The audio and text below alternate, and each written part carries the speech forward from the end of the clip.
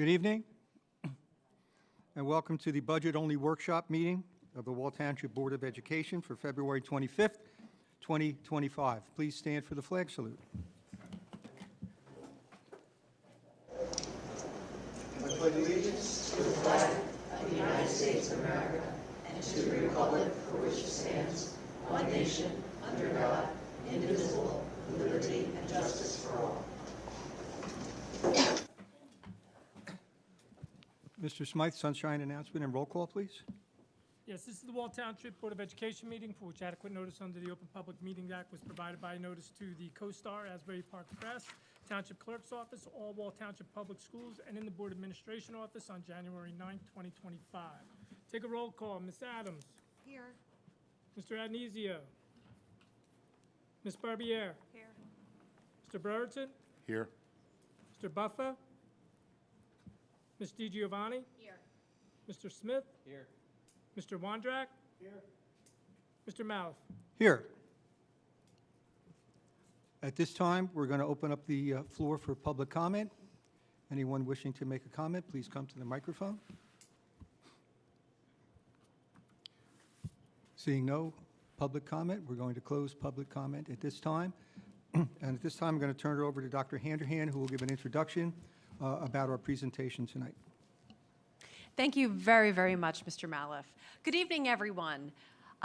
Just to set the table a little bit for this evening, budget workshops are sessions for the full board to meet as a whole and discuss the 2025-2026 budget, and are in addition to the discussions that take place at committee meetings where no more than 4 board members meet with school and district administration on a monthly basis. The budget workshop is held in public because it includes the full Board of Education and therefore provides an opportunity for the public to observe the board as they work on the budget. Budget workshop meetings are not presentations of the school budget, and most documents being referenced, reviewed, and discussed have not been made available to the public and are not made available at the workshop meetings. It is important to note that to date, state aid figures have not yet been released. We are expecting state aid figures shortly. Please understand that state aid figures can and will impact this process and our budget greatly. Additionally, federal aid is another factor that could potentially impact our school budget. At this point, we have not received any definitive information regarding federal aid cuts or allocations for next year. At the March 18th Board of Education business meeting, the board will be asked to approve a tentative 2025-2026 school budget for the purpose of submitting the budget to NJDOE for review and approval prior to advertising the proposed budget that will be presented at a public meeting and voted on by the Board of Education. The deadline to submit this tentative budget is March 19th. Work on the budget will continue after the tentative budget is approved, with the final budget being presented at the public hearing on April 29th. At the April 29th public hearing on the 25-26 school budget, a budget presentation will be made to the public, and there will be a public comment opportunity specific to the budget. The board will then vote on the proposed budget. I would like to add that costs to run the school district have gone up in recent years. To illustrate this, I wish to reference the news from earlier this month with a headline announcing the average electric bill in New Jersey is expected to increase between 17% and 20%. Like homeowners, school districts have to prepare for such an increase, and we must budget accordingly. These types of costs do add up. Before we get started this evening, I would like to share with you the priorities of next year's budget as we move through this process. Our overarching budget goals continue to adhere to our strategic planning and support the goals and objectives from the strategic planning process. Our desire is to craft a fiscal year 26 budget that supports the following: curriculum updates and programmatic changes rooted in evidence-based practices and brain-based research, strengthening capacity of staff members through professional development and increased leadership opportunities. Student wellness must continue to be at the forefront of our decision-making. K-12 evidence-based practices will be implemented. increase investment in technology to best prepare students for next-generation applications and employments, and continued focus on maximizing efficiency with respect to staffing and purchasing. As I mentioned earlier, the 2025-26 budget continues to be a work in progress. At this juncture, we have a budget gap of approximately $750,000 after factoring in built-in and recurring expenses, priorities, and initiatives. To get to this number, a great deal of cuts have already taken place by administrators. The roughly $750,000 gap is arrived at by assuming current levels of state and federal aid. Receiving current levels of state and federal aid may not be the reality since we are still awaiting next year's allocations. I hope it will be, but I felt it necessary to provide that context. That said, the Finance and Facilities Committee, other board committees, and district administrators will work diligently over the next 2 months to close the remaining budget gap and make adjustments for any known cuts in state and/or federal aid in order to close the budget gap.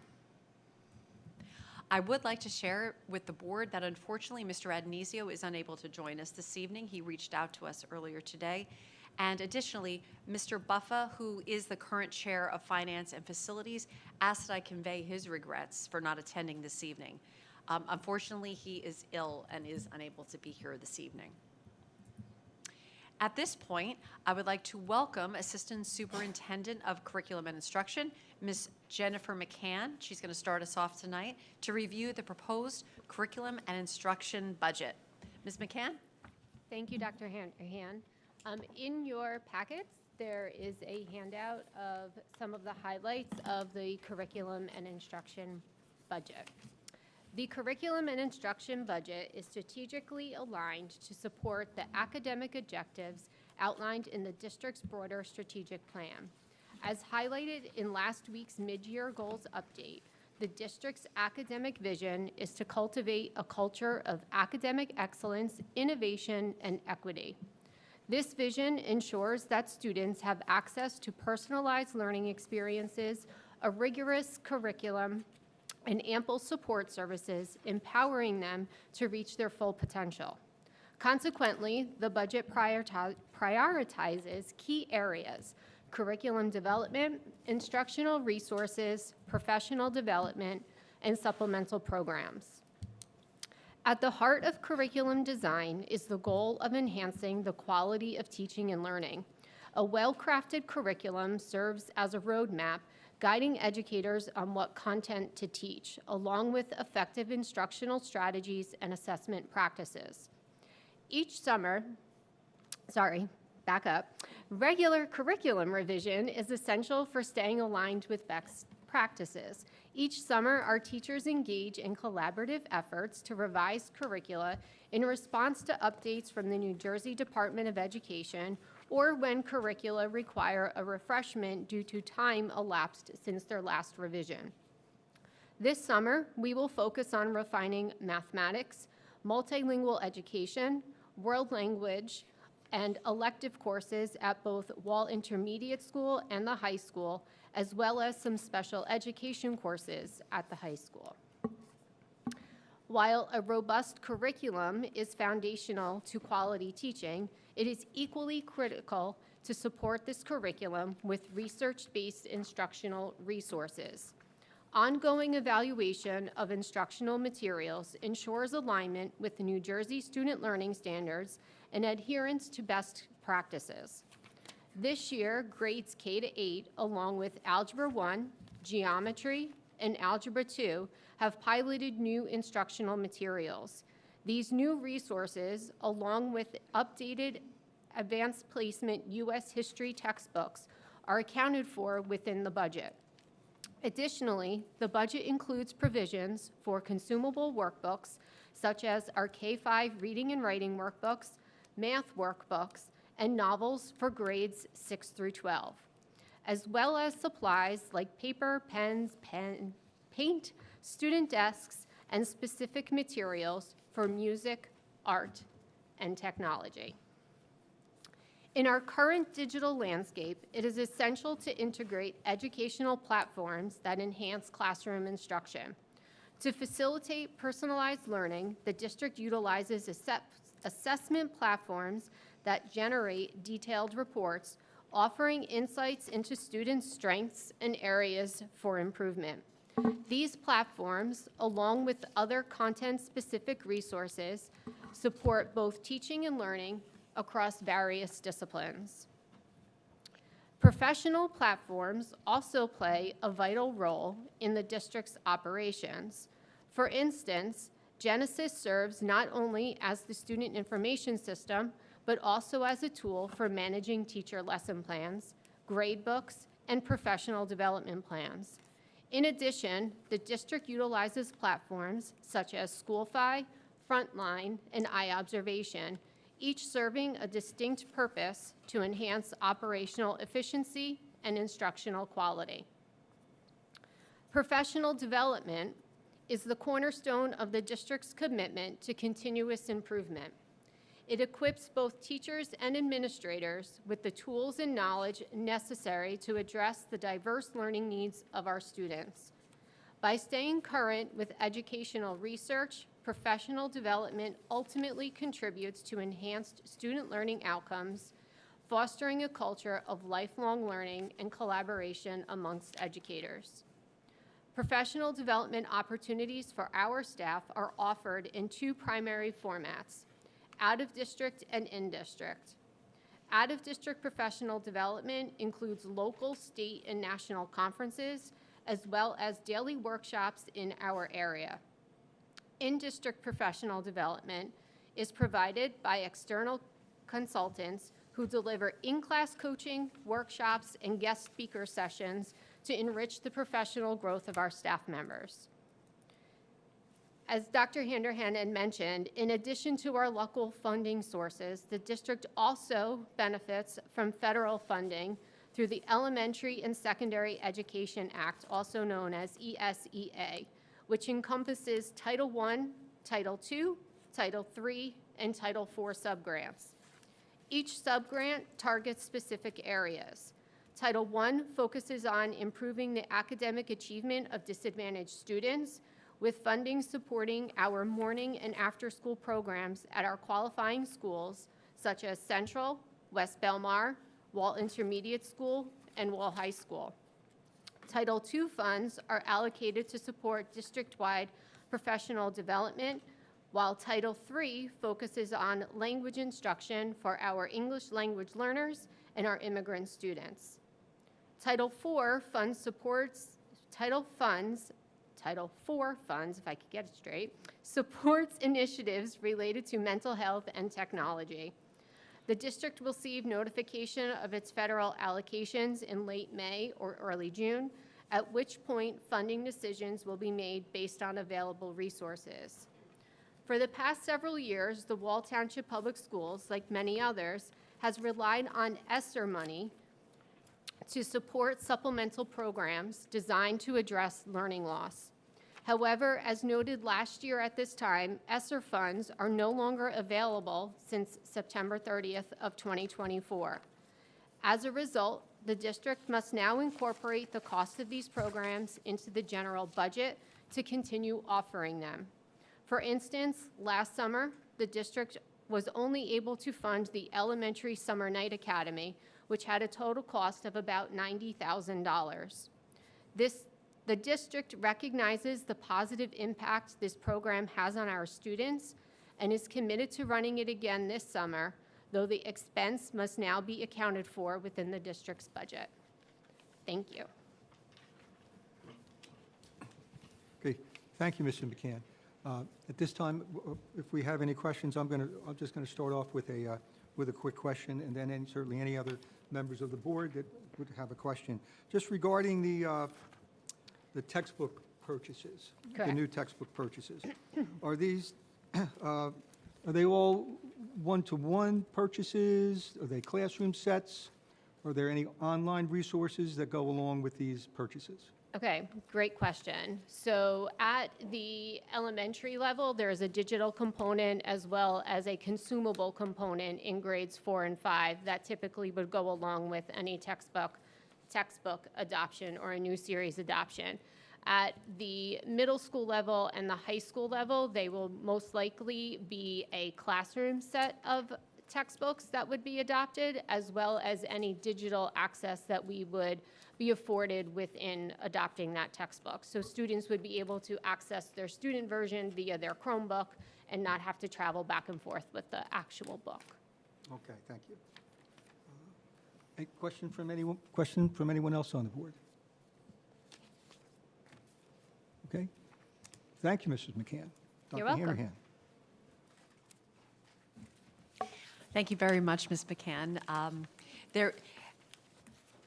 There are a lot of, I just want to stress the importance of committee meetings for the Board of Education, that there is a tremendous amount of really learning and sharing that takes place throughout the calendar year to get to this particular point. And I just want to mention that I know it wasn't easy to continue to hold on to really to make room in our local budget for the Summer Nights program. It's because it came from a federally funded source where the funding no longer exists. So I just want I want to applaud that, and I do hope that we're able to in the final days, because it's such an important program, that I do hope that that we will be able to maintain that. I thank you, and at this point, I would like to welcome Ms. Kelly Bond. She is our Assistant Superintendent in charge of Special Services, and she's here this evening to share the details of her proposed budget. So I'm going to turn the program over to you. Thank you very much. So thank you for the opportunity to present this evening. I do have to take a moment to thank Dr. Samaha and Ms. Bagarosa, the supervisors of special education, and the CST. They played a large role in creating this proposed budget, and their hard work certainly shows in the work that we get to do within our department. So the proposed budget is based on the missions and the principles of the Department of Special Services. The heart of our work is truly in working with students and doing the best that we can for them, but every action that we take is rooted in the New Jersey Administrative Code and the federal regulations that are required for special education departments. So you can see here in our visions and responsibilities that we service students age 3 to 21. So some of our students do remain with us until they are the age of 21. And this proposed budget looks to fund the current programs in which we have the staffing and the curriculum that is required to be in compliance with the law, and also extraordinary services that some students may require. The next slide talks about the continuum of services that we provide in district, and some of you have seen these next couple of slides before, but I always think it's important to go back and talk about these because it's the root of what we do and how we make budgeting decisions. So it talks about our programs from most to least restrictive here. You could see the least restrictive environment for a student is in a general education classroom, maybe within class resource, which would mean there's a special educator in the room with the general education teacher. Our next step would be a pull-out resource room where a small group of students is working with just a special educator. Then you go on to a self-contained program where the students may need more than that. They may need more specialized instruction. We're going to talk about the programs that we have in district in an upcoming slide.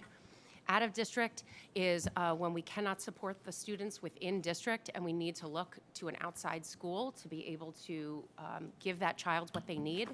And last but not least, home instruction is considered the most restrictive because that means the student is home and has no access to any peers, whether they're special ed or general education.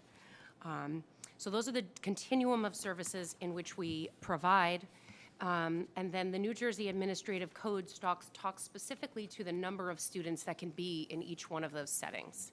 So this is really important to note because that is where all of our staffing needs come from. It is truly based off of numbers and requirements that the New Jersey Administrative Code provides. So in An in-class resource section, you can see 8 students, 8 special education students can be in an elementary session, and 10 in secondary. Those numbers are non-negotiable. If we were go to 9 in an elementary class, I would need to open another section of that. In pull-out resource and in the self-contained classes, you see a number, and then you see a number in parentheses. So, for example, pull-out resource at elementary, we can have 6 students. The 7 to 9 is if we add a paraprofessional to that classroom. If we were to go over that 9 with the teacher and the paraprofessional, we would need another section. So we look really carefully at the projections of our students to determine what our staffing needs are for the following year. Our programs, we have a lot of wonderful programs in district that we are very proud of. Starting at Wall Primary School, we have a specialized class for students that require a self-contained environment due to their preschool disability. And then we have integrated classes where we have general education and special education preschoolers together. Moving on to our elementary schools, our self-contained programs are housed in either Allenwood or Old Mill. Our emotional regulation impairment, multiple disabilities classes, and language and learning disabilities classes that occur in elementary continue on as you go into Wall Intermediate School and into the high school. We look at projections and we determine when it's appropriate to open a new class. So if you were on the board 2 years ago when we opened the ERI class at WIS, that was because we had a cohort of students that was moving up to WIS that would continue to need that support. We have not needed a full class quite yet at the high school, but we will be doing some specialized resource classes next year at the high school for students who need a smaller, more specialized resource room that will do academics and incorporate some of that social emotional learning that may be required. You'll also see at the high school we have our work-based experience. That is for some high school age students and our 18 to 21-year-old students who need to learn those employability skills. They go out onto job sites, they are with job coaches, and they are learning in real time, which is really awesome. The next slide reviews what the RISE program is. That is a program that we just started this past September. And this shares the vision of what that program, why it was created. And this budget does incorporate a continuation of that program. It is really growing and thriving. We're very proud of it. It has expanded from 4 students to 7. And this allows us to educate those students at the high school as opposed to them maybe requiring an out-of-district placement. And certainly the cost of out-of-district placements are quite hefty. So educating our students here is not only a cost benefit, but also, we believe, very beneficial for students who can be with their peers and incorporate into classes when they are ready. Mrs. Bond, can I just, for the benefit of the new members on the board? Yes. Regarding this RISE program, which is a great thing, could you maybe just elaborate a little bit more on, Absolutely. on what the student experience is? Yes. And who might qualify for that? Yes, absolutely. So it is a very individualized program. We have a clinician that works directly with the teacher and with the students to provide the therapeutic services in which those students may require. It could allow for a shortened day if that is something that is necessary. It allows for the opportunity for family therapy if that is something that is necessary for the students. The reason we looked to create this program is we are finding that there are many students who are experiencing school anxiety, school phobia, students who are not wanting to come to school, and it's very difficult when you sit in a building and you're talking on the phone with a parent who's trying to get their child on the bus in the morning, and there's crying, there's emotion, there's I don't know what to do. So by creating this type of classroom and having the clinician that can go into homes and can help that parent in real time has made a world of difference. So we looked at students who were here and experiencing that. We looked at students who had previously been sent out of district because they were experiencing that, and looked to bring some students back if that was appropriate.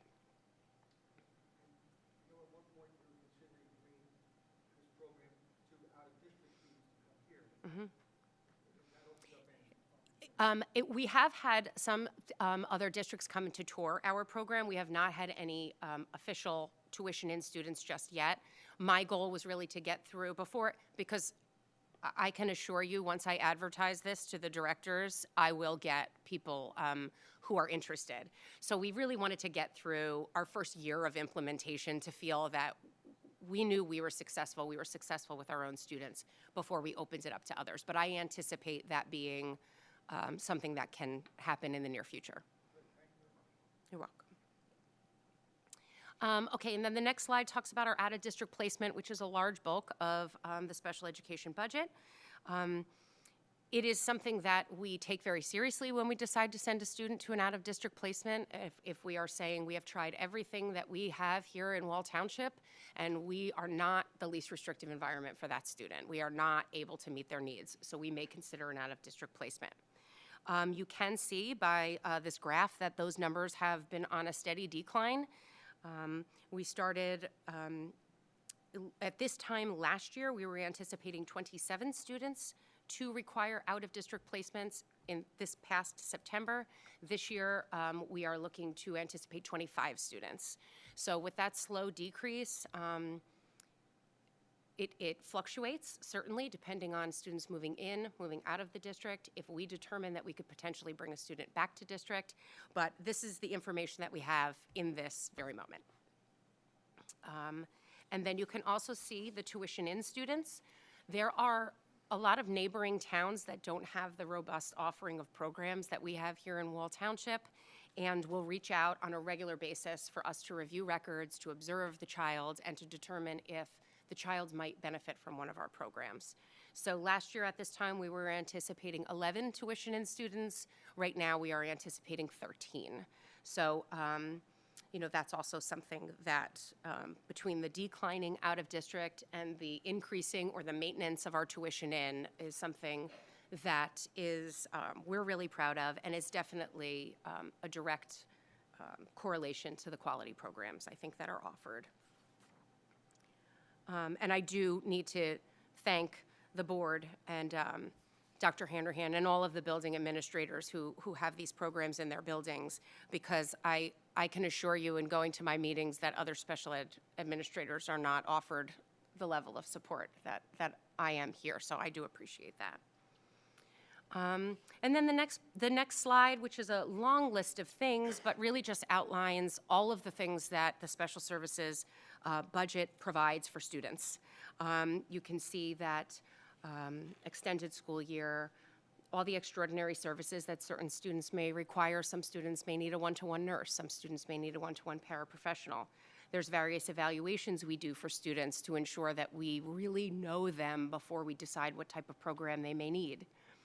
There's specialized equipment certain students need. We do training for the entire district. We do crisis prevention training, having IEP Direct. There's also worked into the budget, there is a new tool for the learning disabilities teacher consultants. The evaluation that they give for the educational evaluation has been updated. That's not a suggestion, that's a requirement when a new one comes out. So those funds are also built into the budget. And then lastly, you can just see some grouped items here for the budget. Some of the line items are going up and some are going down. We could see out-of-district tuition is going down due to that decrease in the number of students that are out of district. Professional services, as their prices increase, our budget needs to increase as well. And we've made some work to be more efficient within the department in regards to the way that we order supplies. So that has helped decrease those line items, as well as working very collaboratively with building administration when we have field trips and the extraordinary services students might need on those trips. We've been much more efficient in grouping students where that budget line has been able to decrease as well.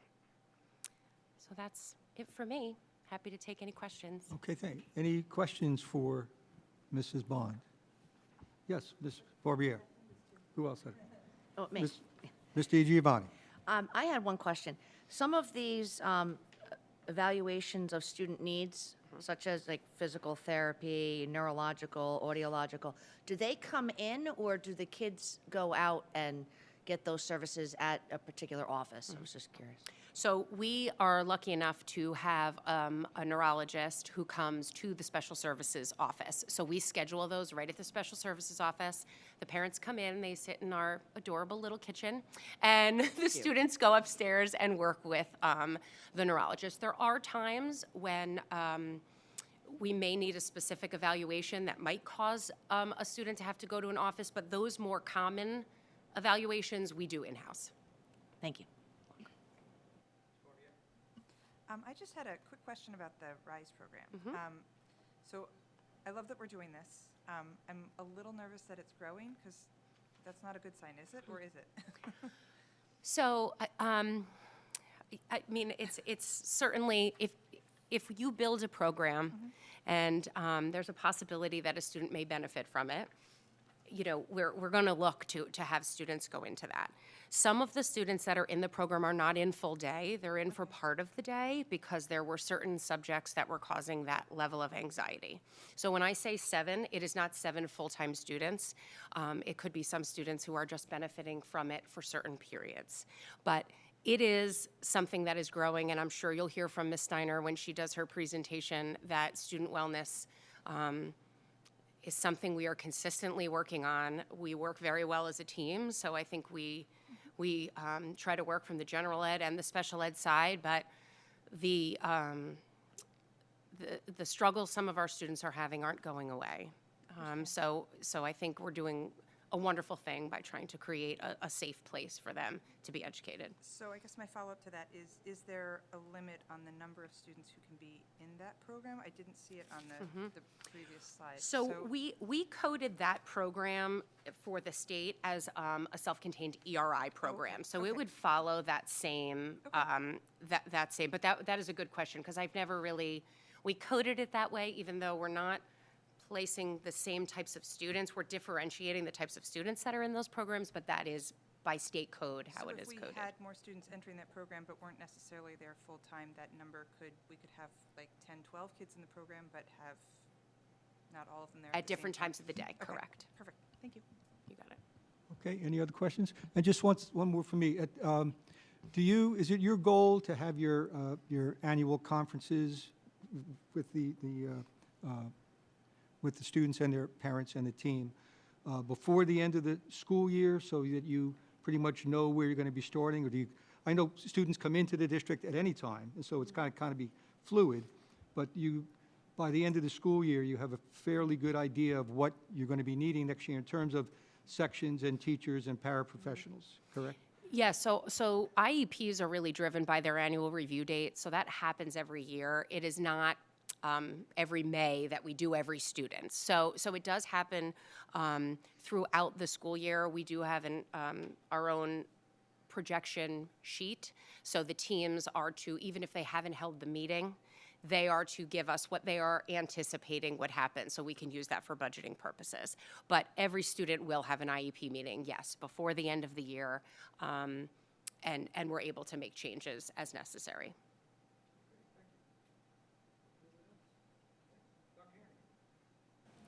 Thank you very much. Thank you very much, Ms. Bond, for all of your passion and care as you take care of our students.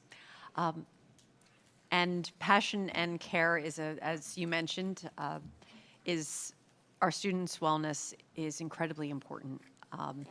And it is an absolute priority of ours. If you were here at the start of the meeting, it was identified as one of our budget priorities. And to share some more specific information, which encompasses both special education and general education, it's my pleasure to introduce to the Board of Education the portion of the budget that speaks to intervention services and student wellness. Ms. Steiner, our director. Thank you, Dr. Handerhan. And thank you to the Board of Education for giving me the opportunity to present this evening. Tonight's agenda will begin with a review of the Wellness Department's vision and pathway to achieve a high standard of care for our students.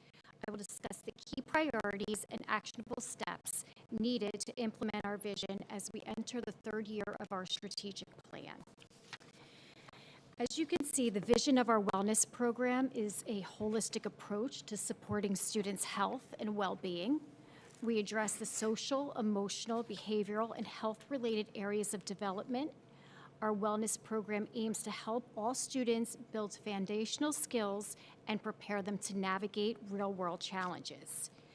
To achieve these goals, we consider the societal must-haves for success. We use district information and data. We implement the best evidence-based programs, and we regularly reassess what the needs are, applying our best practices in managing mental health and wellness. These are the key elements to developing an impactful wellness program. The ability for us to support across the spectrum of needs, ranging from general education, like age-appropriate needs and experiences, to more individualized intervention services, provides equity for all students' experiences, but also ensures that we have services in place as needs arrive. So you can see last week, Mrs. Bonds highlighted some of the achievements of the wellness team during the district's mid-year presentation. I just wanted to review a couple of those activities again so that everyone has a good understanding of what we do in wellness. So there's 3 key areas of our work. There's prevention, intervention, and postvention.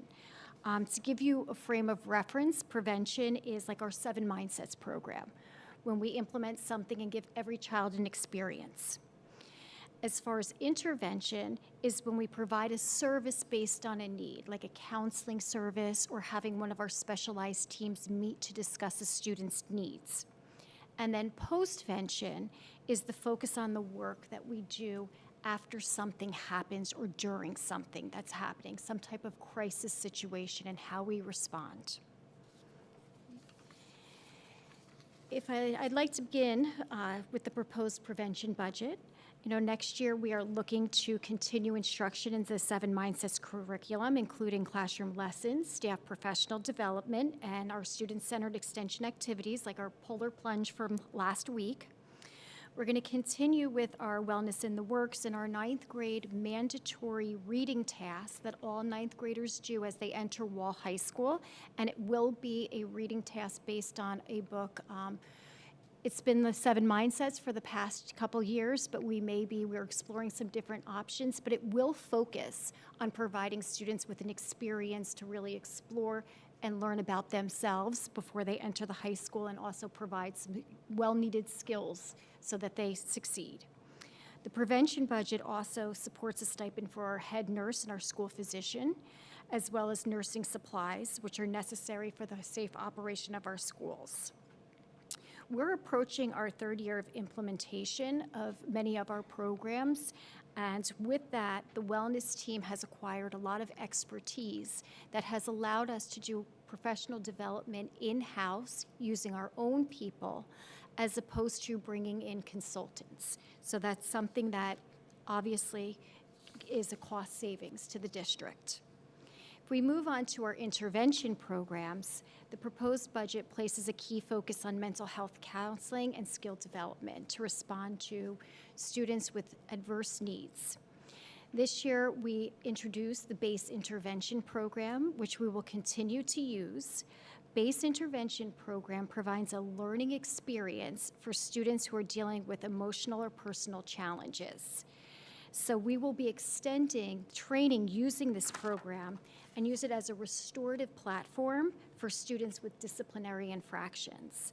So the goal ultimately will be to address skill gaps contributing to disruptive behavior and help students develop positive responses so that they don't repeat the same mistakes. Furthermore, we're also committed to enhancing the skills of our educators and administrators from professional development, and we'll continue training our teams like our INRS and our Section 504 committees. We also plan to continue to organize things like our community resource panels, where we invite community agencies to meet with our counselors and our administrators to educate them on the community resources that we have Many of them are free of charge. So these partnerships ensure that we maximize what the community has to offer, provide options for our students, and obviously save money.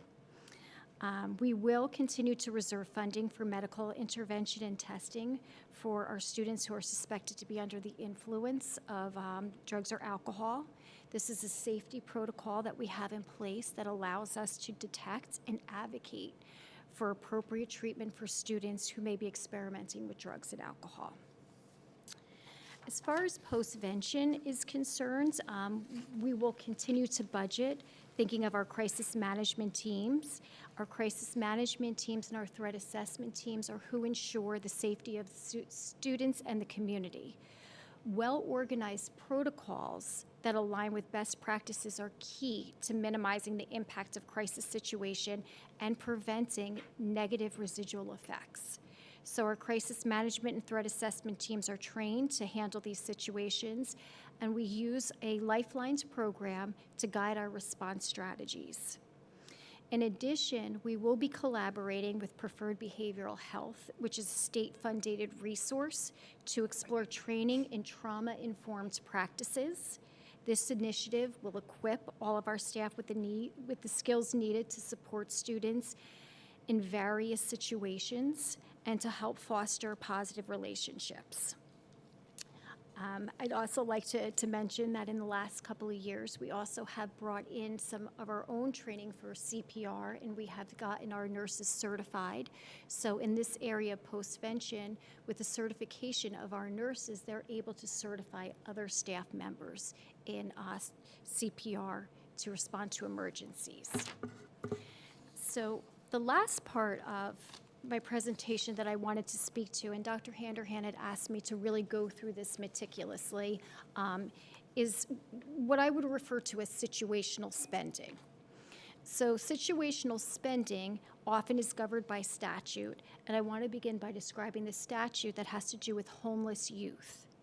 So the McKinney-Vento law is a federal law that's designed to ensure that children and youth experiencing homelessness have access to the same educational opportunities as their peers.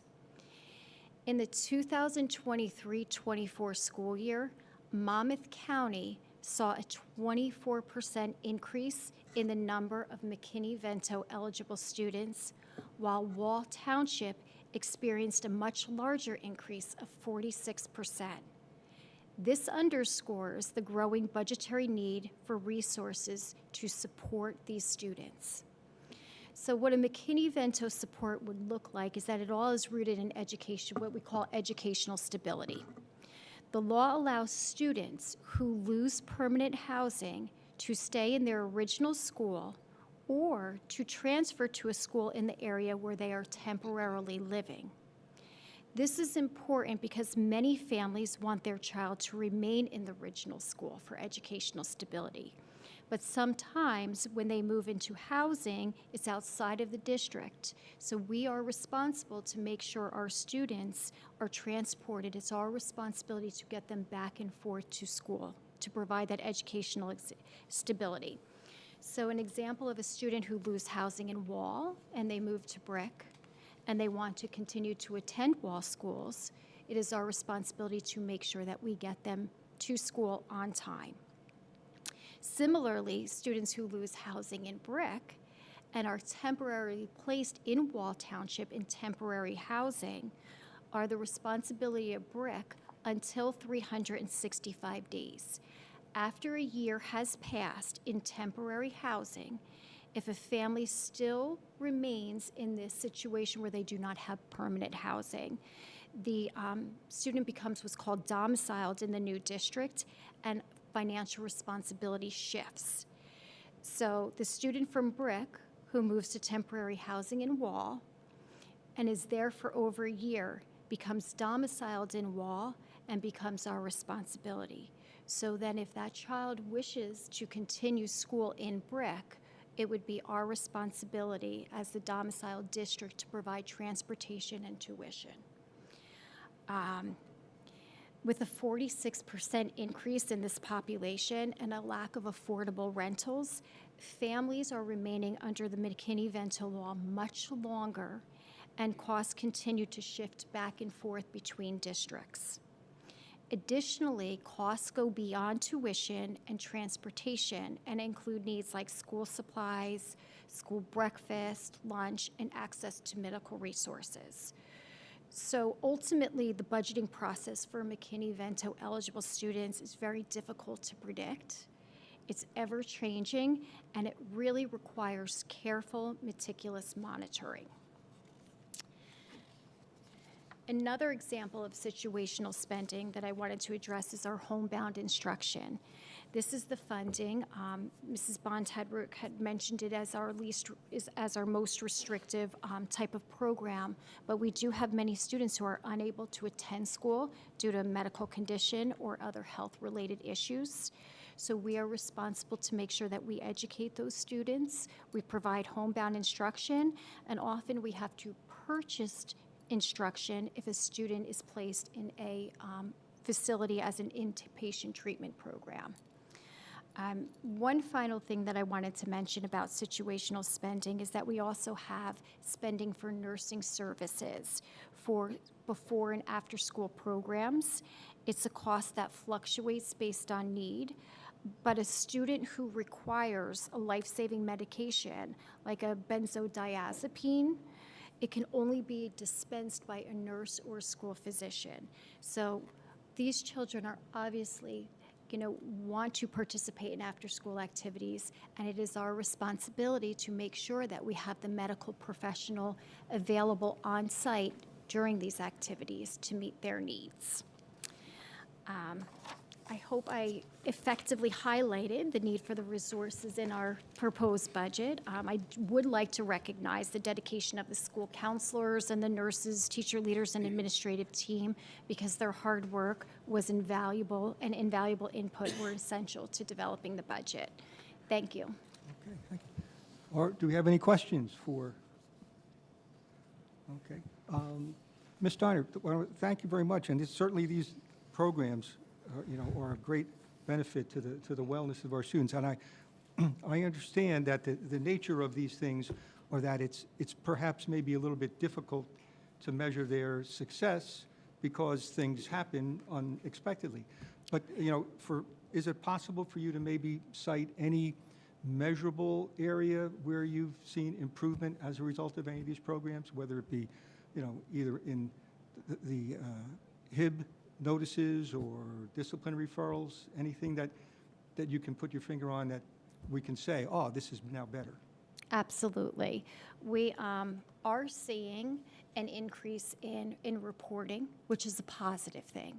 So students who are observing or are bystanders to behaviors that they're uncomfortable with are now more reporting those situations. And with that reporting, we still, if it is a situation that deals with harassment, intimidation, and bullying, we do have a board policy that mandates that we investigate that situation fully. And as you can see, after investigations, many times we deem that it doesn't fully meet the criteria, but the fact that we had a student report something that they're uncomfortable with and we address it speaks volumes. We also have, from the elementary, we're seeing a lot of positive feedback, and I think Dr. Handerhan can attest to this with the implementation of mindset mentors. So we're seeing, as far as students' satisfaction in school, these leadership opportunities are contributing to positive attitudes towards school. So. Okay, thank you very much. Thank All you. right. Dr. Handerhan. Hey, thank you, Mr. Malouf. Thank you so much, Ms. Steiner, for really sharing with us a lot of the details, because so much of the work that you in particular tend to is confidential. So much of it is, and I just want, and I asked Ms. Steiner to provide greater context this year for McKinney-Vento for students experiencing homelessness, because the management is it's complex. It's multi-district. There is an in and an out type of balance that does happen. It's, to be frank, it's difficult to budget for, and but at the end of the day, we have children that need our attention and care. And I just want to point out that there are times, this for the board, there are times where you may notice that students are being placed in other public school districts. More often, in the vast majority, that happens under the circumstances that Ms. Steiner speaks of this evening. Through meticulous records and making sure that everything, that we tend to our obligations, but also other districts tend to their obligations. So it is, it's increasing across the state of New Jersey, certainly Monmouth County, and unfortunately, it is, we are outpacing the county percent. So it's important work, and it's a challenge to budget for. So thank you for being on the pulse so that we can be responsive with the budget. At this point, we're going to shift gears a little bit, and I'm going to introduce this is actually the first time you're at one of our budget workshop meetings, Mr. Chris Allworth. He is our Director of Technology Integration, and he's going to share with us all things technology for the next couple minutes. So, Mr. Allworth, I'm going to turn it over to you. Hello, everybody. Thank you for having me tonight. I'd like to start by basically reading our technology department mission. The Wall Township Public Schools Technology Department aims to create a secure, resilient, adaptable, and innovative technology infrastructure that enhances learning, supports academic, social, and emotional growth, and prepares students as confident, responsible digital citizens ready to contribute to the global community. As the leader in the technology department, our role here at Wall Public Schools is supporting everything else we're hearing about with the technology to make sure that we are ready to learn and to operate the district. In today's world, technology is no longer optional or convenient. It's a necessity, unfortunately, and we have to make sure that it is available for our staff. If we move on to the technology plans for the 25-26 school year, the big goals that we're focusing on next year is going to be redundancy and technology availability. So the biggest focus for us is basically making sure that our internet connections are up and running for all of our facilities. The computers are working, the copiers are running. Like, we want to make sure that we have the needs available to us so that we can do our jobs, so that the classrooms can operate as instructional, for instructional purposes. Some of the details for infrastructure updates, some things that are coming up. Our production virtualization environment is coming due this coming summer that will have to be revamped and redone. We're looking at installing much more server redundancy and disaster recovery situations so that if we do have problems, we can get back up and running, and I can give a legitimate timeline on when that will take place. We're looking at upgrading our telecommunications system to provide more redundancy so that if one facility was to kind of go offline to the district, we can still maintain services within that facility and not lose important communication tools. And we're also looking at installing redundant internet connections throughout the district. Again, because most of the stuff we do in today's world is all cloud-based. We use Google, we use a lot of different software. I know we mentioned Genesis. Most of our software is cloud-based. We need access to the internet in order to access the tools that we need for daily operation. We're looking at software and support licensing. We're making a lot of changes with some of the different levels of repairs and licensing that we're purchasing to restructure some of the funding, which we'll see in some later slides. Facility coverage and support is a big one too, because when you pick up the phone and make a call for tech support, you want someone to answer. You want someone to be there to help. And we're really succeeding at that, and we're looking at actually making sure that we have the staffing in the department so that we can handle the issues. One of the biggest changes that we've been making is we are taking a lot more ownership in-house for repairing and maintaining the systems that we do have. We're building the capacity of the actual IT staff. The department's fantastic, and we are becoming better every day at learning the tools, the systems that we have in place so that we can manage them in-house. And then we don't have to worry about calling outside to have someone come in next week to fix something. We can fix it in the moment, and that's our goal. And then network security is a big one that we are always focusing on and making sure that we keep our network safe and our data. So now moving on to some of the different specific areas, cybersecurity and data backup. You will see some of the values from last fiscal year to the current one, or the current fiscal year to the next fiscal year is changing drastically because we are reallocating funds according to the different departments of the technology focus, so that we are kind of refocusing some of our licensing and support contracts because we're taking care of some of that stuff in-house. So that's where you're going to see some fluctuations in some of the balances that we're talking about.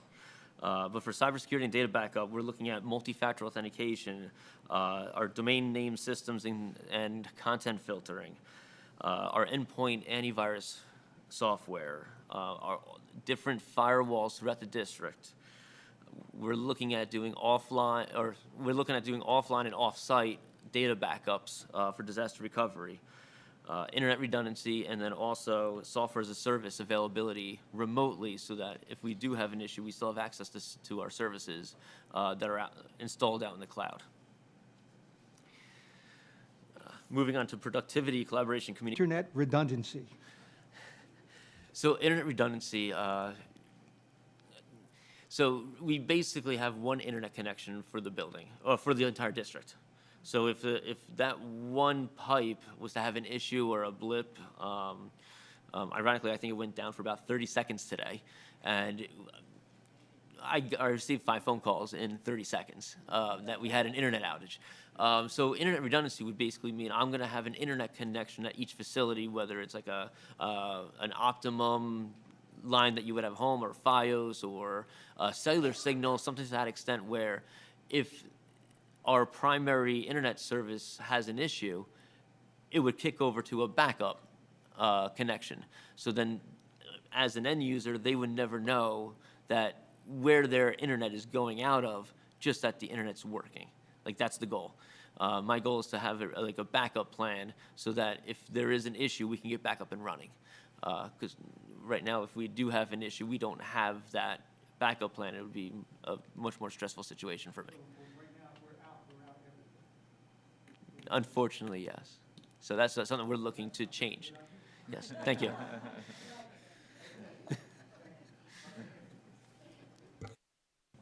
Thank you very much. Thank you very much, Mr. Allworth. And yeah, that is pretty funny that it went over 30 seconds today. And I'm surprised you didn't get more than the 5 phone calls. But thank you very, very much. And you know, and I just want to note that a great deal is, you know, it speaks to cybersecurity that obviously we will not be discussing in public. So I thank you for your discretion, and you know, welcome again to the team. This is your first budget workshop. At this point, it's my pleasure to introduce our business administrator, Mr. Brian Smythe. Mr. Smythe is, he'll be speaking twice this evening, and the first time really sharing the proposed budget for all of the departments in his charge. So I'll turn this over to you, Mr. Smythe. Thank you. And normally at this point, I get to say that I get to review the less glamorous sections of the budget, but following technology, maybe it won't be so bad this evening. Nothing personal, though. But again, as with technology, these areas of the budget are just as critical because it allows the more glamorous presentations of earlier to do the things that they do on a daily basis. So, but to back up one step, with regard to the budget, and especially for our new board members, the budget is comprised of hundreds of accounts that are organized into programs and functions for the purpose of the state to be able to monitor school districts, and also for the purposes of being able to compare like districts, you know, from the state's perspective, and that's what they do.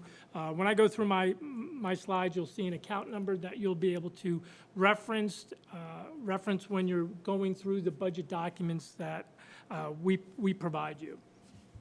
And I'll say it at the end as well, between now and the public hearing, any board members that have questions, concerns, want to come into the board office and have a discussion with regard to the budget, please contact me, contact our staff, and we'll be more than happy to accommodate you.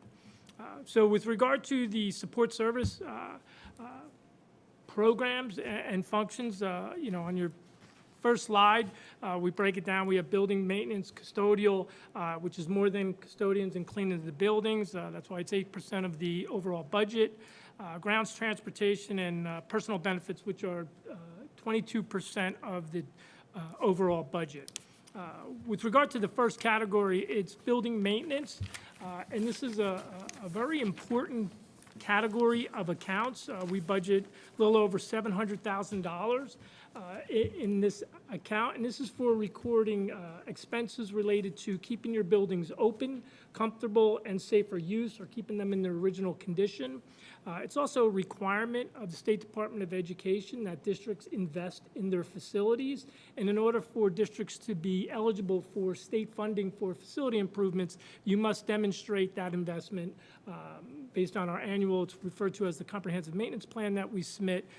And with respect to our referendum, the $66 million referendum, the state was eligible for $20 million in state aid as part of that referendum because of the investment that we've made in this category of accounts, which is the maintenance of our buildings. For this summer, we anticipate, in addition to the routine maintenance that we do when things basically break, we're looking to refinish gym floor. We do it on an annual basis. Last year we did the high school. This year we have scheduled to do the intermediate school. We'll do floor tile replacement in classrooms, and we're looking to do lighting retrofit projects.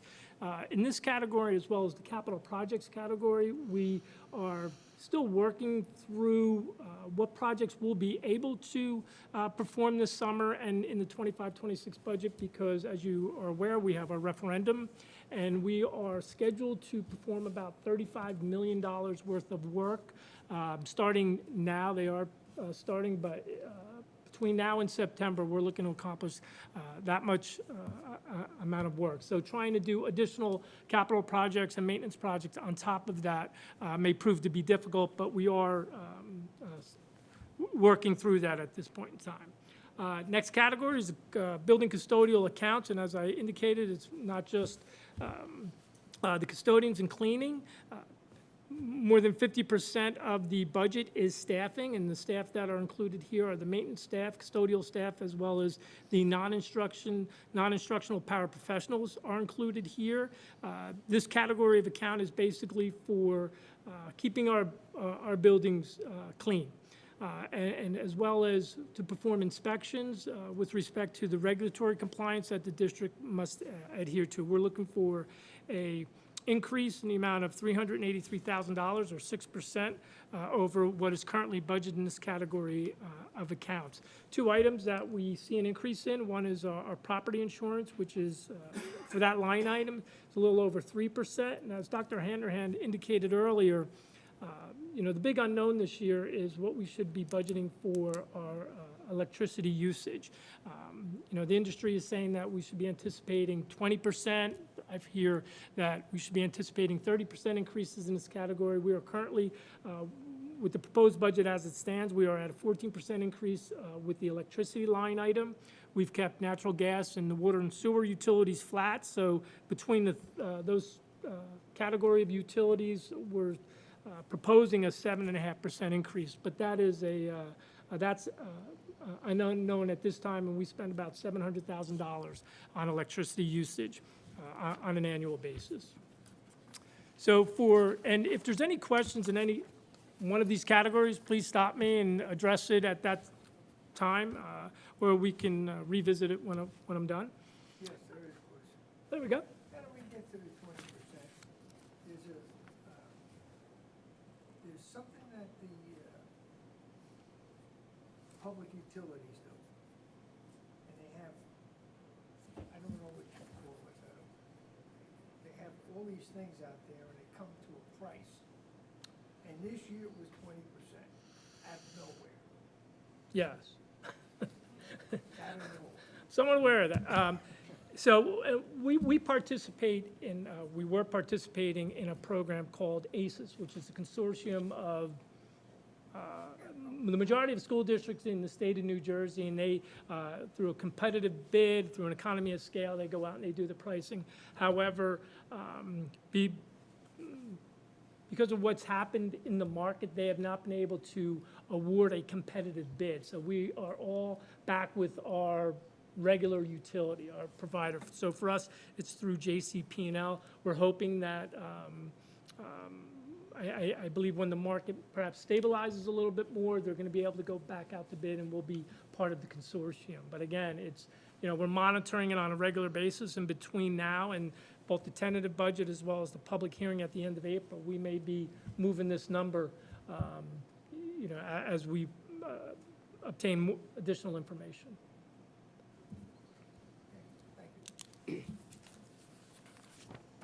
So the next category is our grounds department, obviously significantly smaller, $290,000. It's for the general upkeep of our facilities exterior, as well as maintaining our athletic fields. You know, we've identified that we have a need to do a better job of upkeeping our athletic facilities. So we have a proposed increase of $30,000 in this category of accounts in order to do so. Good. So student transportation, and you know, first off, you can't say enough about having an in-house student transportation department, and any school district that we work with that outsources it, you know, it just reinforces the appreciation we have for having an in-house department. So the overall budget in this category of accounts is over $6 million. You know, a good portion of that is the staff. However, we do also contract out over $2 million worth of work to contracted services. And just a real quick review on how we process our students on, you know, when we're looking at transportation routes, our first goal is to be able to do the routes in-house. We look to transport. If we are unable to do it cost-effectively in-house, and that's a requirement of the state, we have to demonstrate that we can do it cost-effectively. Then we go through what is the Monmouth Ocean Education Services Commission. We provide those students, and they pool them with students from other school districts, and they look to put them out to bid. And they're required to do that on an efficient basis. And if they're not able to, then those students are moved to the category of aid in lieu, and the school district pays $1,000 in lieu of transporting those students. And that's the benchmark, is you have to be able to transport students more costly than $1,000. Otherwise, you provide aid in lieu of that. Those aid in lieu, do they mainly go to students who are not attending our schools? That's a great question or opportunity to clarify. We do not provide any aid in lieu to anyone that attends Wall Township schools. All students that attend Wall schools are either designated as walkers or we provide transportation. So the aid in lieu would be private schools and parochial schools. So. Does that also include the various high schools throughout the county that kids may test into? Not for, Advanced or Allied or? through the Ocean County Vocational, no, we are required to transport those students. So that would be, they would be considered going to a wall school? Well, they're not going to a Wall school, but we're required to provide transportation to the vocationals. So, but we don't offer those students aid in lieu? No. Okay. And I hesitate because I'm giving deep thought to make sure that we don't have that situation, but no, it's the parochial schools and the private schools that we provide aid in lieu to, which is not always desired by the parents. Many of them would much rather have the transportation, so we do what we can in order to provide that transportation. We go through ourselves, we go through MOESC, and as a last resort, they're provided aid in lieu. And that is reviewed by the State Department of Education. So our goal in this, this department is to, and attributes to some of the increase, is increasing staff to do two things. One, in order to cover absences within the department so that we have a better ability to cover the runs. We've had to double up runs on a regular basis this school year, which caused delays in getting our students to school or home from school. We're aware of that. We have taken steps in the current school year to address that. But in addition, if these positions are enable the school district to bring back expensive, costly runs that we currently contract out, we will look to do that as well, as long as it makes financial sense. Also, we schedule the regular purchase of school buses to replace the buses that are required to be retired. School buses have a life, whether it be 15 years or 20 years, that then they then have to come off the road. So we purchase school buses on a regular basis in anticipation of those replacements. And we've also, for next year, applied for a grant. We apply on an annual basis for grants in order to offset those costs. Currently, the grant that we applied for is to replace buses that are 2008 or older. If we're awarded the grant, as we have been in the past, not recently, then the grant funds would weigh into that equation.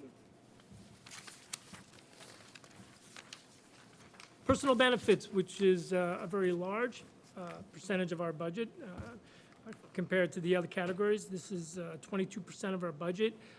I've provided the main categories. We have Social Security, pension for support staff, workers' compensation, health benefits, and other employee benefits. With regard to the other employee benefits, that would be for employees that actually surrender health benefits. We offer a waiver or a surrender benefit. It's categorized in the other employee benefits, as well as uniforms, tuition reimbursement, and sick time payout. Social Security, we anticipate, based on our current year expenses, that line item requires a $50,000 increase to $1.2 million. The support staff pensions, this is the district's obligation for paying the PERS obligation, which is the Public Employer Retirement System's obligation for the support staff. The current appropriation that is due in April is little more than $1.6 million, and based on the historical appropriations we've had, the proposed budget for next year is at $1.7 million. That's one of the additional costs for having in-house departments for all of your support services. So just to be cognizant of that. Workers' compensation, it's not a large increase, $650,000. We have a very good track record with regard to the workers' compensation, and we are members of the Diploma Joint Insurance Fund, and with the budgeted amount of $650,000, it is very competitive, and one of the reasons why staying in the Diploma Joint Insurance Fund is so cost-effective, because going anywhere else, our workers' comp expense would significantly increase. Health benefits, the increase is 13%. It's a big number. I'll go into more detail on the next slide, but it is a $1.8 million increase, or 13%, for the total amount of, for the line item of $16,030,000. And again, lastly, the other employee benefits, which I had listed, there's an increase. Those are anticipated actual costs for a budget amount of $610,000. So with regarding the employee benefits, one of the comparisons we do, how we gauge whether we should, and let me back up. We're self-insured for our medical and prescription benefits. Dental is purchased through Delta Dental, but for the medical and prescription, we're self-insured instead of being in the state health benefits plan, or two, going with a privately, either with Horizon or Aetna. So essentially what self-insured means is we hire a third-party administrator to manage the plan, and we pay the actual claims that are incurred by our employees and their dependents. Going privately is that's not even an option. It's just too costly to look to do that. So the one option that is discussed or offered is to, and what a lot of school districts do, is to go into the state health benefits plan. So we use that on a comparison basis, and we've been self-insured since 2011. We have saved millions of dollars being self-insured as opposed to being in the state health benefits plan. There was a year that we saved $2 million compared to being in the state plan. There was years routinely that were $1 million each. We have had cost increases in our self-insured plan, and it's become more competitive with the state health benefit plan, or the state health benefit plan has been more competitive with our self-insurance. State health plan froze rates one year. They gave amnesty 1 year, 1 month, where the districts didn't have to pay their monthly bill, but that ended up catching up to them with the percentage increases they had on an annual basis. So what I've provided here is a comparison of self-insured versus the New Jersey State Health Benefit Plan. So these costs that I listed under the district self-insured are the costs that are associated with being self-insured. There's other costs included in the health benefit line account, but these are the costs we would not have if we were in the state health benefits plan. So we pay taxes and fee. We pay an A4 tax for not being in the plan. That's for the purpose of contributing toward those that are retirees that are in the state health benefit plan. We pay the expected claims. So in next year's budget, we anticipate the projection is that we'll have $15.5 million worth of claims that we will pay. We have employee benefit platform that we provide our employees for when they do enrollment and make changes. We have a consultant that does an RX analytics where they review our contract with Horizon. They've saved us hundreds of thousands of dollars. Their fee is based on a percentage of that savings, and we will continue to utilize them. We provide stop-loss insurance, which basically is reinsurance for us. So on an individual member, if the costs for that individual exceed $125,000, we are reimbursed those costs by our stop-loss insurance. So it's expensive, but it is very important, because otherwise our exposure would be unlimited. We have the third-party administrator that manages it. So those are, and for the most part, they're fixed, but they're dependent on the number of enrollments we have. But the one that is not fixed is the expected claims of $15.5 million. Like I said, we pay the actual claims, and we are reimbursed for those claims that exceed $125,000 on the members. And then the last item is the fixed monthly premium. So if we were to go into the state health benefit plan, we would pay a fixed premium based on our enrollment by our staff in the plan, and we would pay a fixed monthly premium regardless of what the actual expenses are, and it would be $17.9 million that we would pay, which is still more than the 17.7 that we've listed here as a comparison. But again, the expected claims is a projected estimate, and there is a very good chance that we will not actually incur $15.5 million worth of expenses.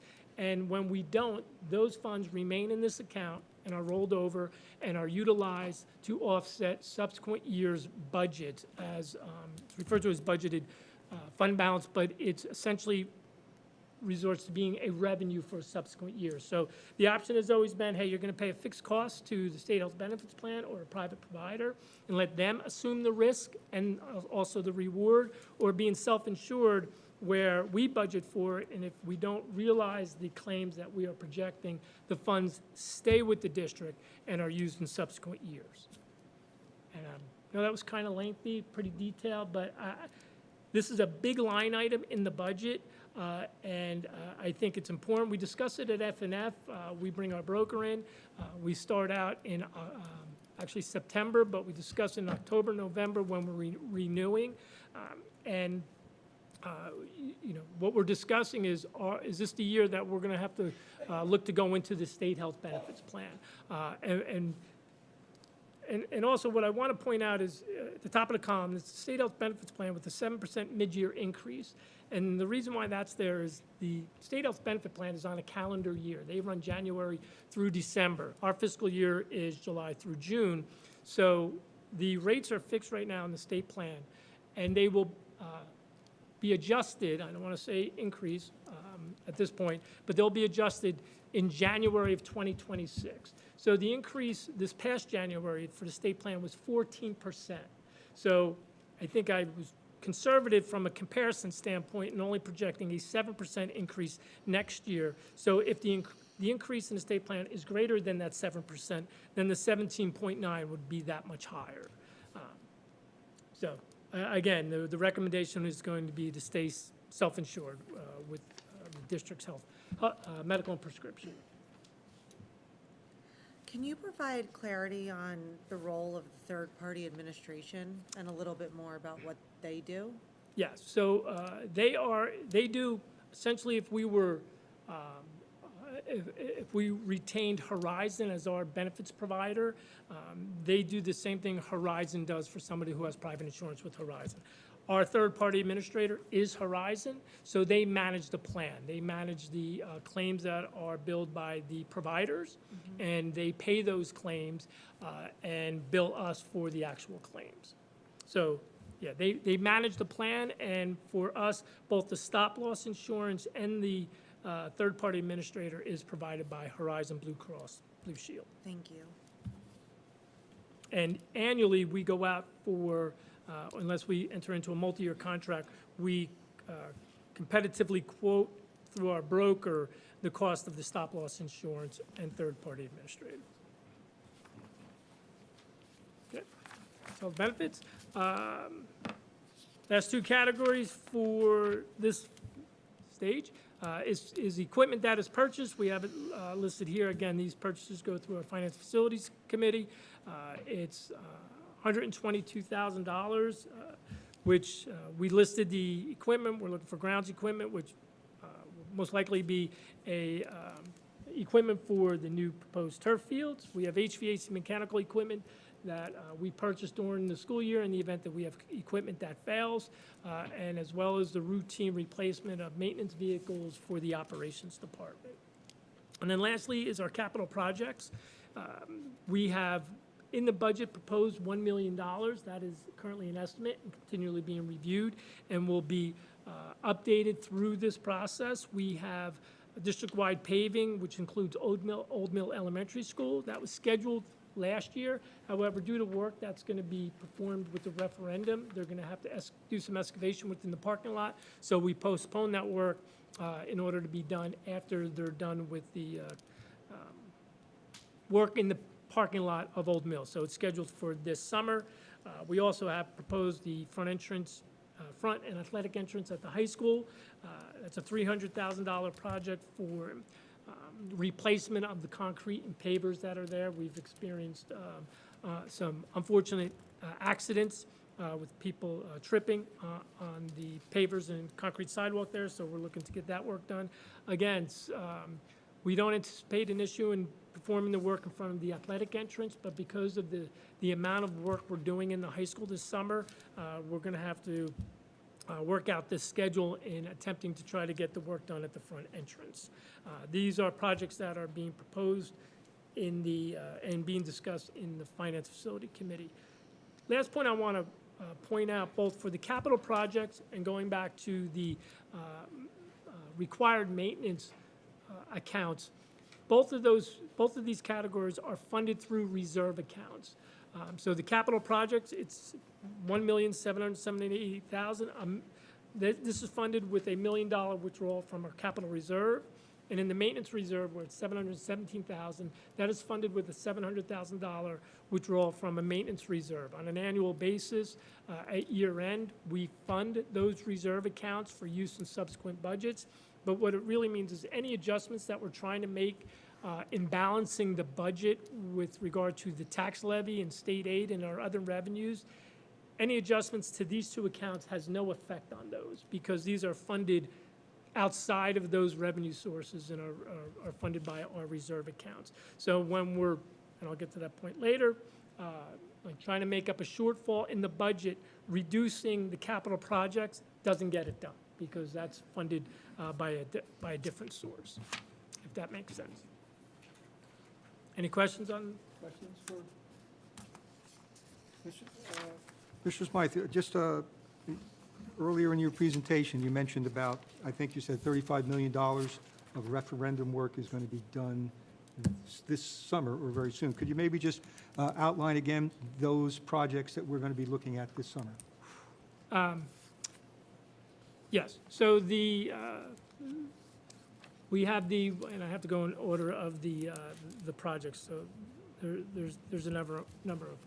So we had bathroom renovations that were performed this past summer at 3 of our schools. It was at West Belmar Primary School and the high school. So that project is continuing. It's the same contractor. It's the same project into the summer of 2025 with toilet room renovations at Allenwood School, Old Mill, and Central Elementary School. So that project will be going on. That's the 126A. We have HVAC projects that is going on at the 3 elementary schools by one contractor. That is at Allenwood, Old Mill, and West Belmar Elementary Schools. We have an HVAC project in the $18 million project that is for HVAC renovation at the high school, intermediate school, and Central Elementary School. That's two of the HVAC projects. We have an interior alterations project, which is the auditorium renovations at the high school, the art room renovations and technology room renovations at the high school. At the intermediate school, it's the locker room renovations and art and tech room renovations. So, and at Central School, probably 75% of the mechanical systems are being replaced at Central School, and probably 70% of the mechanical systems at the high school are being replaced. So there's a considerable amount of work, again, to the tune of $35 million that is outstanding, with the hopes of getting that work done this summer. And I don't believe Okay, thank you, Mr. Smythe. Okay. You're welcome. Back to Dr. Hanrahan. Thank you so much, Mr. Malov. Thank you, Mr. Smythe. Again, there's a whole lot of work that goes into that discussion, and you know, a great deal of the committee work with FNF is meeting with the third-party administrators, is working with different consultants so that we can get you know, the most for our money, for the Board of Education and for the town's money. So we're very cognizant of that throughout the process. Right now, I would like to, we've talked about, certainly part of Mr. Smythe's part of his discussion included benefits, included, you know, different types of, you know, workman's comp, and different expenses on the employee side. But at this point, I would like to turn the floor over to Mr. Sgrano, our Director of Human Resources, to provide somewhat of a sketch of where we are with respect to staffing. So I'll let him take over. Thank you. Thank you, Dr. Hanrahan. I'd also like to thank the Board of Education for the opportunity to present this information tonight, and more specifically, the opportunity to do the work for the district. I'd like to thank the administrative colleagues, both district-wide and central office, in terms of the communication we've had to get to this point. It really does take a lot of individuals and a lot of communication to start to refine the budget. And I'd also like to take this opportunity, because we get it once a year, to thank our HR staff in the office, our HR coordinator, Lisa Rosamilia, and our HR secretary, Michelle Meisner, because they do a lot of the work that helps these systems operate, and a lot of the work on a daily basis to allow, you know, me to focus on things like this. So I do want to take an opportunity to thank them as well. I will apologize. This is not glamorous in any way, but it is important because it's the people that make the glamour happen, and it's the people that you know, we look to get into the budget in those positions to help make these other things happen across the district for our students. So I'm going to focus and start first on the goals of the personnel budget. And while we have 6 specific goals, it really is one general theme of us maximizing and placing a focus on maximizing the general efficiency of our district, so that we can still keep an eye on expanding and improving the services and programs that we provide. So we would like to ensure that our personnel is maximized and the district is appropriately staffed. Audit certificates and certifications to ensure that our staff are appropriately assigned in those positions, and in an effort to provide the greatest possible assignment flexibility. Verifying the alignment of staffing FTEs, and I'll talk about FTEs in the next slide, and position accounts with the building and district administration to ensure accuracy between our personnel module and our budgeting module. And I think that's an important thing to mention now, because this is the first year where we transitioned to a new personnel system last January. So this is really the first budget cycle where we've used that new personnel module and our own and our older accounting system. So what that required us to do is not only export the information from our personnel system, verify it, but then import it into our accounting software and then re-verify it and refine. So that was an additional step for this year because we're using two different systems. Evaluating the current personnel options that we have in order to look to staff new programs and positions, allocate the staff that we may currently have to ensure the continuation and the expansion of any programs and services, and to maximize the breakage and any attrition savings in order to help us develop a more balanced budget. Now, I mentioned I would talk a little bit about FTEs. FTEs are full-time equivalents, or essentially the amount of time that an employee or a staff member works for the district. Also, we use FTEs for the amount of time, to divide up the account that a staff member might be paid out of. So, for example, a staff member who might work in 4 different schools, we would have different FTE percentages across a variety of accounts to make sure that those accounts are funding that salary. Employee FTEs can range from 0 to 1. A 0 would essentially be a substitute position. They're employees of the district, but they don't hold a full-time equivalency because they do per diem work. To put it into context, a teacher who has a reduced FTE, so for example, a teacher that might work 3 days a week would have an FTE of 0.6. If they were to work 2 days, it would be an FTE of 0.4, but if they were to work 4 days, they would have an FTE of 0.8. You know, full 5 days a week would be a full FTE of 1. We can also determine those FTEs depending on the teacher's schedule. So if they worked 5 days a week but only worked a half a schedule within that day, or a half-day schedule, then they would be considered, say, a 0.5 FTE. Currently in our district, we have 6 professional or certificated staff members in our 24-25 budget that have either a 0.5 or 0.6 FTE. So the large majority of our employees in the district are operating at an FTE of 1. The final budget for the 24-25 school year had 725.41 FTEs in the general fund.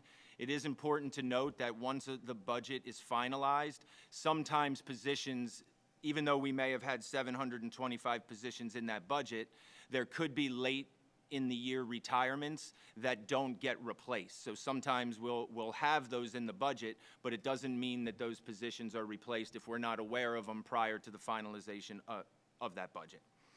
So currently, the budget that we have as it stands right now, and a great deal of refinement will still happen between now and the end of March. Typically, this would be a presentation that we would do in about another 4 weeks. So a lot of the important work that would have been done for that previous presentation over the last few years is really going to start to happen now as we refine and we look to again, balance the budget and look at any positions. We are continuing to get retirements, got one today. So those would be things that we would look at to see how we can maximize those savings. But that's a fluid situation that for at least the next 4 to 5 weeks, we'll continue to be working with district administration to refine. But we currently, as it stands right now, today, for the 25-26 school year, we have 724.40 FTEs. So we're looking like we are down a position. As it stands right now, but I'll explain that a little bit more when we get into the next slide in terms of new positions we're adding to the budget. But it is important to note that that number of over 700 are all of our district positions. So while it's not just referring to certificated staff, and I know Mr. Smythe had said we have a lot of in-house services, our transportation department, our custodial services, these FTEs reflect all of those employees. Essentially, our certificated staff makes up approximately half of that number, and the other half are the other services that we provide throughout the course of the district, including paraprofessionals, custodial and maintenance, as well as transportation. And it's also important to note, as I mentioned, that these numbers will continue to remain fluid as we continue to monitor new student registrations, student course selections, scheduling options, and various fluctuations in class sizes would essentially impact any FTE decisions as we move forward. So looking at new positions that we have currently added to the budget. So these would be 3 new positions, and as I mentioned, it looked like we were down a position. So when I had spoke previously about sometimes we get resignations or retirements that may happen after the final budget, we currently had 4 of those positions. We've now looked to add 3 positions back into the budget. That's how we're down that number of 1. So just to kind of put it into context and paint that picture. The first new position we've added to the budget as it currently stands is to reinstate 1 computer technician position. And this was a position we had 2 years ago. Last year it remained unfilled, and this year we filled it on a temporary basis, and we are looking to incorporate that as a more full-time position again next year, reinstate it to help support some of the technology goals and focus of the technology department moving forward. Another position that was added to the budget is a school social worker, and this would be a position 612 to really focus on a number of the SEL initiatives and essentially to focus on the increased student needs that we're seeing at our secondary level and in context with a lot of the programs that Ms. Steiner spoke about. So this position would be an aid and support to those programs.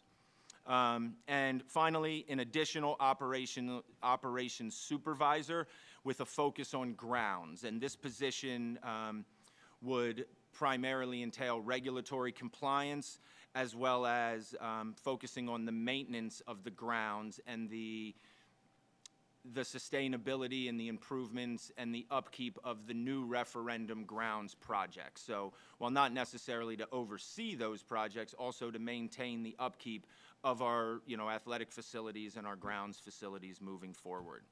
And these positions would be funded through retirements, any reductions, non-renewals, or transfer savings that we would realize as we go through the the next stages of refinement in the budget. So our increased costs and total savings, when we look at our current retirement numbers, any reductions, positions not replaced, or transfer savings, we're looking at a little over $600,000 in those savings.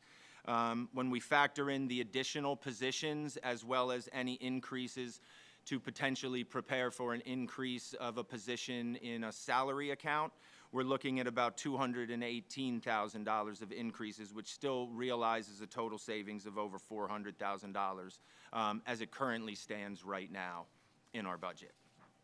So now that we've gotten there, we will take a look at some of the next steps as we go through the remainder of the school year. So we'll continue, as I mentioned before, we'll continue to evaluate the class sizes and the enrollment numbers as we see them coming in across the district. We'll review the need for the current positions that we have, as well as reviewing the staff certifications for position flexibility in case we need to replace other positions with staff that we currently have. As well as utilizing staff transfers as a means to preserve these positions, while also identifying areas of inefficiency and additional potential consolidation. So in theory, the staff goes where the students are. So what we do is we look at where are the students and where is the need, and then that's where the staff is transferred or moves to go, where the student needs are. So after those decisions are made, the next handful of steps are our process and our timeline for either notifications or approvals as we get prepared for the next school year. So we would notify any impacted staff members. We typically try to do all non-renewal notifications by early May. Again, these are at the latest, as well as any transfers or potential transfers within the district to notify those staff members prior to the end of the school year. Those are ideal situations. Sometimes circumstances require us to make different decisions over the summer, but ideally we would have those notifications we're prepared for by the end of the school year. We then post for all new positions, and we begin the interview process in April. So with our goal is always being any new hires to be on our May or June agenda for the following school year, because this allows at a minimum, the 60 days notice for them to give any previous employers so that we can have them starting with us on September 1st. So those are always our goals. And then we look to reapprove our current certificated staff, paraprofessional staff, and any administrative assistant staff at our May meeting. And then at our June meeting, we look to reapprove the non-certificated staff and non-represented staff that weren't approved in May at our June meeting.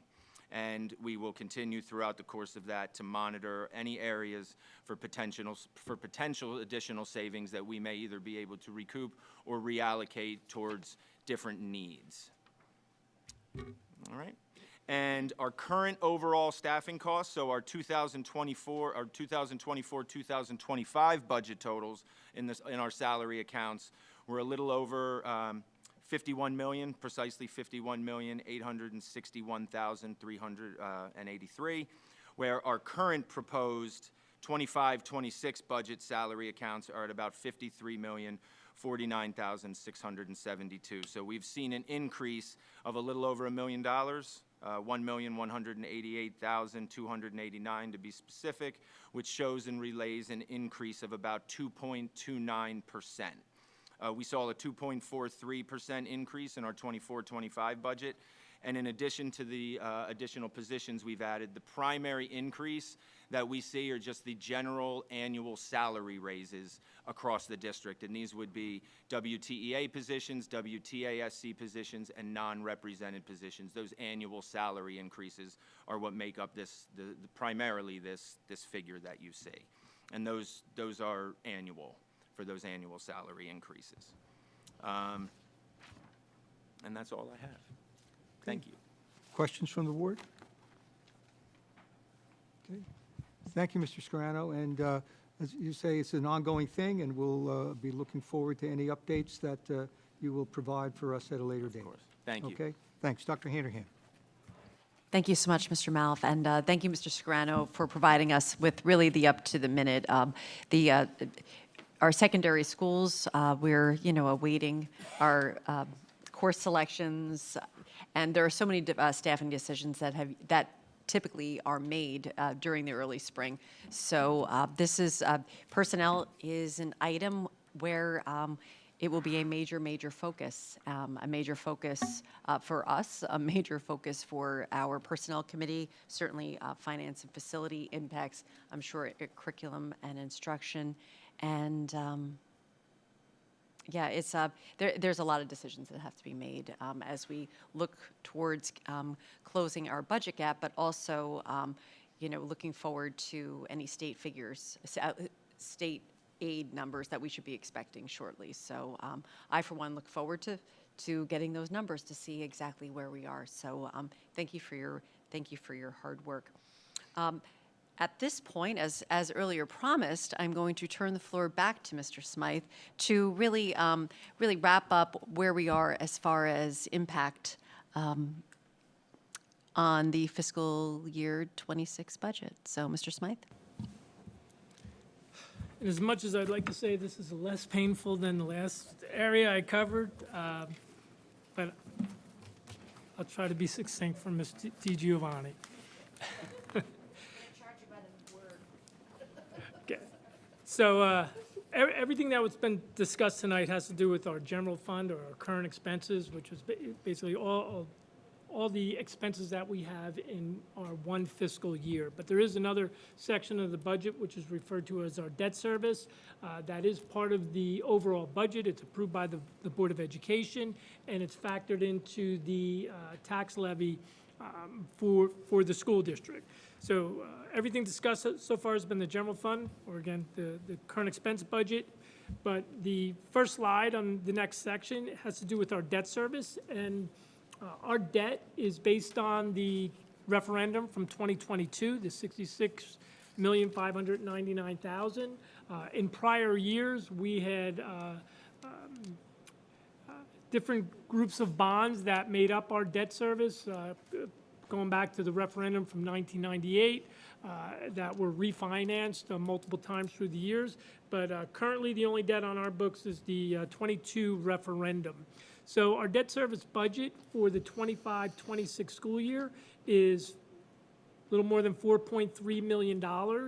The debt service state aid I have projected here is based on 30% of that debt service amount that will be due. At 1.9, that is still pending the receipt of our state aid from the Department of Education. But based on that projection, our debt service tax levy will be $3 million. And we're bringing this up so that we're making everyone aware with regard to the two areas of the budget, both the general fund and the debt service. With regard to the debt service tax levy, it's too premature with regard to the general fund school tax, but for the debt service tax levy, prior to the referendum in 2022, we were about 3.8 cents per $100 of assessed value, or the $0.038 dollars. As part of the referendum, when we were proposing the referendum, we projected conservatively that the referendum, the debt service would be 5.1 cents per $100 of assessed value. And for the 25-26 school year, it's going to be less than what was projected at 4.4 cents per $100 of assessed value. Granted, I'll qualify these statements because the state aid numbers have not yet been released, but this is what we anticipate that the debt service tax levy will be.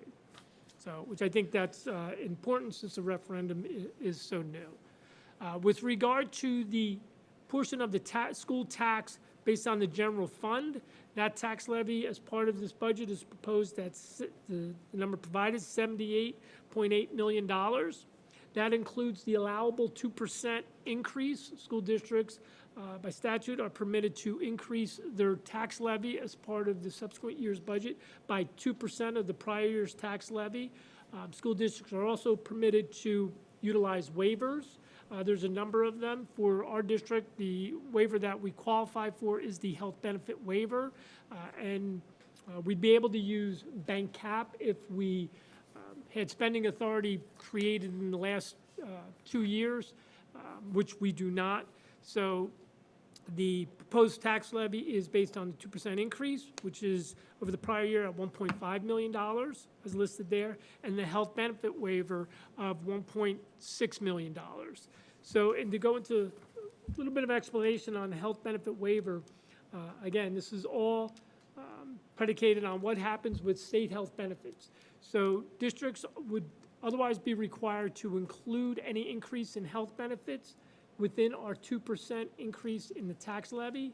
However, if the state health benefits increase exceeds that 2%, school districts are permitted to apply for a waiver or eligible for a waiver for that amount over 2% that the state health benefits has increased. So for example, the state health benefit has increased 14%. So those costs of health benefits above 2% up to 14% make up the health benefit waiver. So if our health benefits increased 16%, we would only be eligible for the waiver up to the 14% of the state health benefits. And the idea of that is we match what is in the state health benefits, and if you can't match what's in the state health benefits, then you should enroll in the state health benefits. So that's why they, the formula allows for the waivers for the health benefits as compared to the state health benefit. Again, as I mentioned earlier, the state health benefit in January, the increase was 14%. So the eligible health benefit waiver for our district is the $1.6 million. There is no available bank cap, so that is not included. And when the time comes when we're able to further refine these numbers because we receive our state aid and we further refine our other revenue sources, we'll calculate what the average assessed home would, what the impact would be from a tax standpoint, and the average assessed home for 2025 is, as listed, $493,600 in Wall Township. So where we are on the budget at this point, We have budgeted revenues at a little over 90 million, 90,446,000. Our budget appropriations exceed that. They're at 91,181. So we are over budget by little less than $734,000, 734,882. And this is based on anticipated flat state aid. We're not anticipating an increase or a decrease. And again, the industry's saying that we could anticipate up to a 3% decrease in state aid, but we're also factoring a possible reduction in federal aid. We receive federal aid in title grants that Ms. McCann handles, as well as IDEA funds IDEA funds that are handled by Ms. Bond for special education. You know, we're right now massaging our revenues based, waiting to hear additional information with regard to federal aid, and hopefully the state aid figures will be out by the end of the week. And the goal will be to balance the budget by mid-March once we have that additional information. So moving forward, our budget calendar, today's the budget workshop. We have a Finance Facilities Committee on March 11th. Again, we should have our state aid figures at that point. The goal will be for the Board of Education to approve a tentative budget on March 18th. The deadline to submit that tentative budget to the Department of Education for approval for their review and approval prior to us advertising it publicly for the public hearing. The deadline to submit to the state is March 19th, I believe. And the public hearing, there is a window for districts to hold a public hearing is scheduled for April 29, 2025. And again, if there's any questions with regard to the budget, or if you want a further detailed review, please contact our office and we'll be happy to accommodate you and go through to whatever level detail you wish. We love the budget. Okay. Thank you, Mr. Smythe. Are there any other questions or comments from any board members? Okay. I would just like to, Dr. Handerhan, you have anything else to say? Just a couple things, and I will certainly be brief. I just wanted to reiterate, we had some folks come in and join us a little bit after the start this evening. I just want to reiterate that this is not the budget presentation to the public. This is not the public hearing. The purpose of tonight is for the Board of Education to assemble as a full Board of Education, all of us together, and discuss where we are in the budget. It's where the different committees are really sharing in detail with other members that may not be on the committee. It is a place where we're able to get together because we're the full board and company. It must be done so in public. So that is this evening. The intention is not for it to be a public presentation. It is a workshop session for the Board of Education. Next step, just as Mr. Smythe said, our Board of Education is going to digest what they heard here this evening, and we head into our March committee meetings where further dialogue will be taking place. So I just wanted to, for those of you that came in late, just a snapshot of the purpose of this evening. And again, it is a work session where the Board of Education is able to work with central office administrators on the some of the nit and gritty in what has made it into the budget thus far. As we said earlier, we still have some work to do, but right now this is where we are at the snapshot moment in time. So I thank you for all the interest. I really appreciate it, and I thank you, Board of Education. Many thanks to my colleagues. There's an awful lot. This is a whole year in the making, an evening like this, and I just wanted to applaud all of your efforts. And you work hard each and every day, and as do our employees throughout the district, and I just wanted to thank them. So back to you, Mr. Mallett. Okay. Thank you, Dr. Handerhan. I just want to say, also thank all the presenters tonight. And one of the things that I greatly appreciated hearing from you is the appreciation that you all gave to the people that work for you and with you, because I think we have a great district here, from right from the top all the way down, and it's great to hear that you administrators and supervisors work well with your staffs and greatly appreciate what they are able to do for us, for the township, and for all the students in the schools. All right? If there are any other comments, Mr. Smythe. Yes, and I apologize, I just, with regard to the construction that we're anticipating for this summer, I reviewed those projects that are currently awarded. I want to point out that we do anticipate doing work on the athletic improvements at Wall High School, but that is not yet out to bid. It is expected to be out within the next month or two, and the work is anticipated to be performed this summer. So, just want to clarify that. Thank you, Mr. Smythe. At this time, may I have a motion to adjourn? Ms. DiGiovanni? Second, Mr. Wondrak. All in favor? Opposed? We are adjourned.